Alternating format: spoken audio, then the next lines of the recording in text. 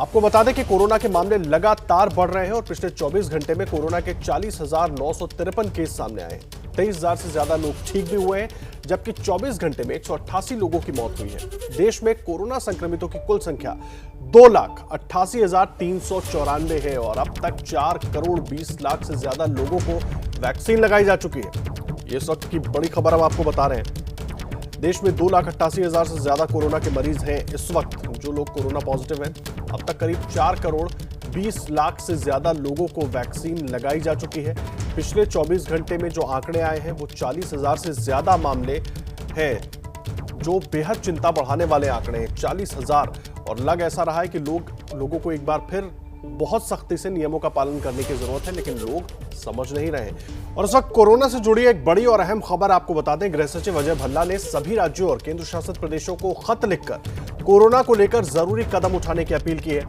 चिट्ठी में देश के कई हिस्सों में तेजी से बढ़ते कोरोना के मामलों की वजह से राज्यों में कोरोना नियमों का सख्ती से पालन ना होना बताया गया है। और उस पर ज्यादा जानकारी देने के लिए हमारे साथ हमारे सहयोगी नीरज पांडे भी जुड़ गए हैं, उनके पास भी चलेंगे। और साथ ही साथ हमारे साथ दिल्ली के आजादपुर मंडी से इला काजमी, मुंबई के दादर से रौनक कुकड़े, पूर्वी मिदनापुर से ज्ञानेंद्र तिवारी, चंडीगढ़ से सचिन, अहमदाबाद से कुशांग सोनी और साथ में दिल्ली से नीरज पांडे हमारे सहयोगी लगातार जुड़े हुए हैं। नीरज, सबसे पहले जो चिट्ठी लिखी गई है केंद्र की तरफ से, क्या कुछ उसमें पूरी बात कही गई है? देखिए आदर्श, कहा गया है इसमें अजय भल्ला ने सभी राज्यों को, यूटी के एडमिनिस्ट्रेटर को पत्र लिखा है और उन्होंने एक बात कही है कि ऑब्जर्व किया गया है पिछले 5 महीनों में जैसे जैसे कोरोना कम हो रहा था, अभी देखा गया है कि लोगों ने उसमें शिथिलता बरतना शुरू कर दिया, यानी कि फेस मास्क लगाना छोड़ दिया है, हाथ धुलना छोड़ दिया, सोशल डिस्टेंसिंग का पालन नहीं हो, जिसकी वजह से पिछले कुछ दिनों में लगातार कोरोना के मामले इंक्रीज हो रहे हैं। तो अजय भल्ला ने सभी राज्यों को पत्र लिखा और कहा है कि जो भी कोरोना की गाइडलाइंस हैं, जो भारत सरकार के जरिए राज्य सरकारों को दी गई, उन्हें गंभीरता से लागू किया जाए, स्ट्रिक्टली लागू किया जाए।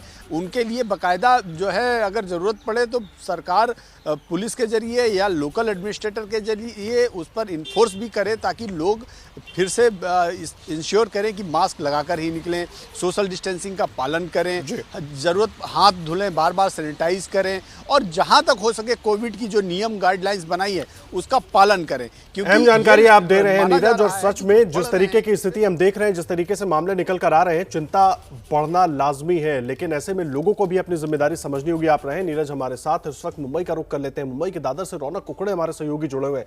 रौनक, दादर से जो तस्वीरें आ रही है ना, जो अपने दर्शकों को हम सुबह से दिखा रहे हैं, वो बहुत डराने वाली है और बार बार ऐसी तस्वीरें आ रही है। तमाम कोशिशों के बावजूद भी कोरोना नियमों का पालन नहीं हो रहा है। लोग डर क्यों नहीं रहे? लोग अपनी सुरक्षा के लिए क्यों नहीं कदम उठा रहे हैं? जी देखिए, यही बड़ा सवाल है और सरकार भी इसको लेकर चिंतित है। सरकार लगातार लोगों से विनती कर रही है कि कोरोना प्रोटोकॉल का पालन किया जाए, मास्क लगाया जाए, सोशल डिस्टेंसिंग मेंटेन की जाए। लेकिन इस वक्त मुंबई के दादर मार्केट में हम भी मौजूद हैं और यहाँ पर आप तस्वीर जो है वो देख सकते हैं कि बड़ी संख्या में यहाँ पर भी लोग जो है वो मौजूद है, लेकिन मास्क लोगों ने यहाँ पर लगाया हुआ है। लेकिन ये मार्केट इस कदर यहाँ पर लोग बड़ी संख्या में पहुँचते हैं सुबह खरीदारी करने के लिए कि सोशल डिस्टेंसिंग मेंटेन कर पाना यहाँ पर बहुत ही मुश्किल हो जाता है, क्योंकि छोटी संकरी गलियाँ हैं और इन छोटी गलियों में बड़ी संख्या में लोग जो है वो अपना दुकान लगाते हैं। इन लोगों का जो यहाँ पे व्यवसाय करते हैं, उनका साफ तौर पर कहना है कि लॉकडाउन जैसा कड़ा कदम जो है सरकार को यहाँ पर नहीं उठाना चाहिए, क्योंकि रोज़ ये लोग कमाते और खाते, और ऐसे वक्त में अगर इतना कड़ा फैसला सरकार ने लिया तो बड़ी मुश्किल जो है वो लोगों को हो जाएगी और सरकार के ऊपर यही दबाव है। हालांकि मुख्यमंत्री लगातार पिछले 2 हफ्ते से इस बात की चेतावनी दे रहे हैं कि अगर लोगों ने कोरोना प्रोटोकॉल का पालन नहीं किया तो सख्ती से कदम उठाने होंगे, लॉकडाउन जैसा ही ऑप्शन जो है वो उसका इस्तेमाल करना होगा। देखना दिलचस्प होगा कि कल जिस तरह के मुंबई और महाराष्ट्र में आंकड़े आए, उसके बाद अब महाराष्ट्र सरकार क्या फैसला लेती है। हमें जो सूत्र बता रहे हैं, आज देर शाम मुख्यमंत्री इस पूरे मामले का रिव्यू जो है वो कोरोना को लेकर करने वाले, और हो सकता है कि आज या कल में कोई बड़ा ऐलान जो है वो मुख्यमंत्री की ओर से किया जा सके। जी हम जानकारी आप दे रहे हैं। कदम उठाने की कोशिश सरकार की तरफ से की जा रही है और बार बार लोगों से अपील भी की जा रही है, लेकिन लोगों को भी अपनी जिम्मेदारी समझनी होगी। सरकार की तरफ से तो पूरी कोशिश हो रही है कि बढ़ते हुए मामलों पर रोक लगाई जाए। इस वक्त रुक कर लेते हैं चंडीगढ़ का। सचिन भी हमारे साथ, हमारे सहयोगी जुड़े हुए हैं। सचिन, पंजाब की बात करें, लगातार बढ़ते मामलों की वजह से कई शहरों में लॉकडाउन जैसी स्थिति बन गई है, स्कूल कॉलेज बंद कर दिए गए हैं, और क्या कुछ कदम सरकार की तरफ से उठाए जा रहे हैं और ताजा अपडेट क्या है कोरोना के मामलों को लेकर?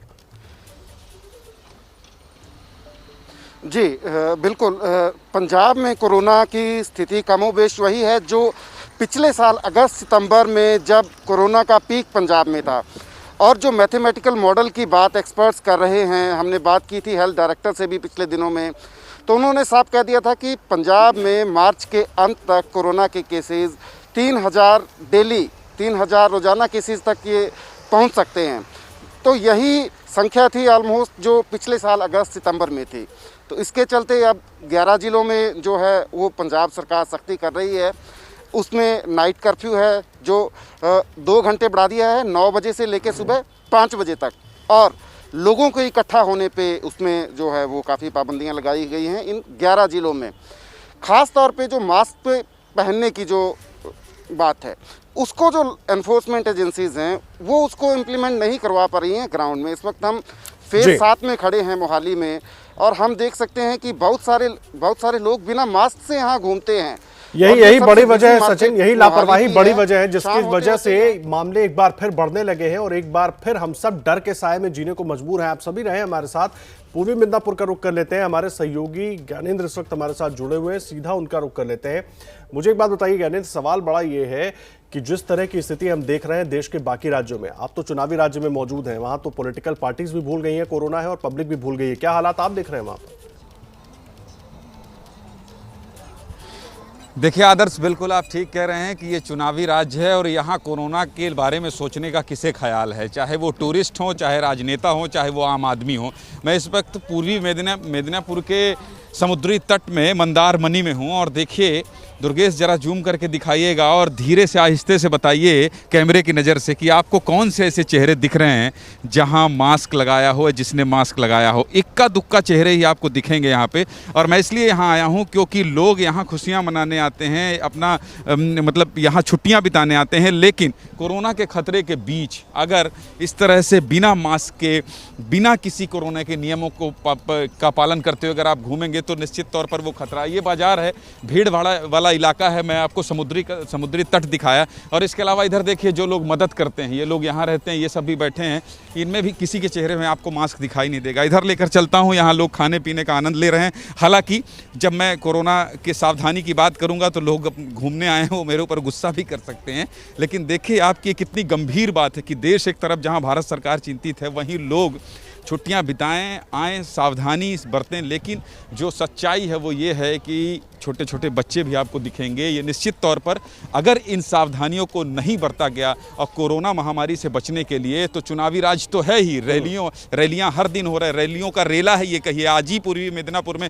3 रैली है ममता बनर्जी की, प्रधानमंत्री भी रैली कर रहे हैं। तो भीड़ भाड़ तो यहाँ होनी है, लेकिन सावधानी और जो बचाव है वो नहीं है। एक बार चलते चलते मैं फिर से आदर्श आपको दिखाऊं, इस तरफ देखिए कितनी भीड़ है यहाँ पर, और आपको मास्क किसी चेहरे पे नहीं दिखेगा, इक्का दुक्का चेहरा है जो दिखेगा। तो ऐसे में कहीं ये खुशी मनाने या छुट्टी बिताने वाला समय कहीं आपको जोखिम ना दे जाए, चिंता का विषय है ज्ञानेंद्र, यही चिंता का विषय है। और इसीलिए सब के ऊपर कहीं ना कहीं डर के साए में सब लोग जीने को मजबूर हैं। सरकारों की कोशिशें हो रही हैं कि जल्द से जल्द स्थिति को सुधारा जाए और मामलों को बढ़ने से रोका जाए। इस वक्त सीधा दिल्ली का रुख कर लेते हैं। दिल्ली में हाल क्या है? दिल्ली के आजादपुर से हमारे साथ हमारे सहयोगी इला काज़मी मौजूद है, उसके बाद अहमदाबाद का रुख करेंगे कुशांक सोनी के पास। लेकिन इला, मैं आपके पास आ रहा हूँ, क्या हालात है, क्या आप देख रही है तस्वीर?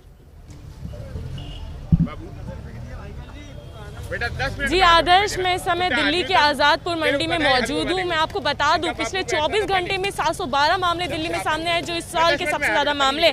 इससे पहले जो मामले आए थे इतने, वो दिसंबर में आए थे। दिसंबर के बाद अब जो हालात है वो बेहद गंभीर है और यहाँ की जो तस्वीरें हैं वो बेहद चिंताजनक है, क्योंकि कुछ ही लोग हैं जो मास्क लगाए हुए दिखाई पड़ रहे हैं। बाकी जो लोग हैं वो कहीं ना कहीं लापरवाही करते हुए नजर आ रहे हैं। आप देख सकते हैं कि ना लोगों को लॉकडाउन का डर सता रहा है और ना जो मुख्यमंत्री द्वारा 2000 का फाइन लगाया गया है मास्क ना पहनने पर, उसका डर सता रहा है। लोगों के बीच लापरवाही बढ़ चुकी है, ना कोई सामाजिक दूरी दिख रही है और यहाँ पर भीड़ ऐसे महसूस हो रही है, लोग एक के ऊपर एक नज़र आ रहे हैं। भीड़ इतनी ज़्यादा है और यहाँ पर कोई भी इंतज़ाम नहीं किया गया है। कुछ महीने पहले हमने देखा था कि सोशल डिस्टेंसिंग के लिए सर्किल बनाए गए थे, निशान चिन्हित किए गए थे, हर तरह की जो है कॉयदे अपनाई जा रही थी। लेकिन अब कहीं ना कहीं डर जो है वो ख़त्म होता हुआ नज़र आ रहा है। लोग मास्क नहीं यहाँ पर लगाए हुए हैं और ना ही सामाजिक दूरी का यहाँ पर पालन हो रहा है। जो लगाए भी हैं वो यहाँ पर चिन्ह पर लगा रहे हैं कि मानो खतरा यहाँ से हो, जबकि मास्क को प्रॉपर लगाना है।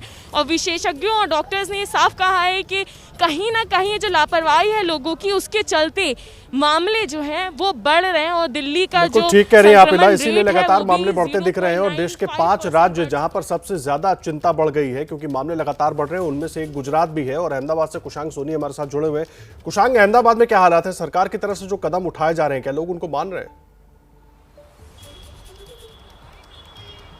बिल्कुल, देखिए गुजरात के 4 प्रमुख शहरों की बात की जाए, अहमदाबाद, सूरत, राजकोट और बड़ौदा, जहां पर जो कर्फ्यू का टाइमिंग है वो रात के 9 बजे से सुबह 6 बजे तक किया गया है।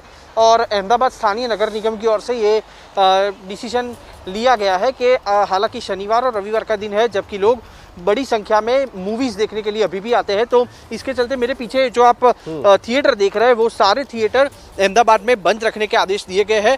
और साथ में ही जो मॉल और मल्टीप्लेक्स होते हैं, जो शॉपिंग के लिए बड़ी पैमाने पे जो लोग जाते हैं, वो उनको भी बंद रखने के लिए 2 दिन के आदेश दिए गए हैं। कर्फ्यू का टाइमिंग है उसको भी 9 बजे से 6 बजे तक किया गया है।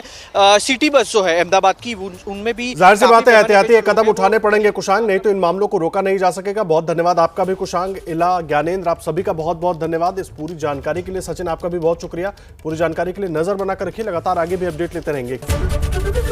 एबीपी न्यूज आपको रखे आगे।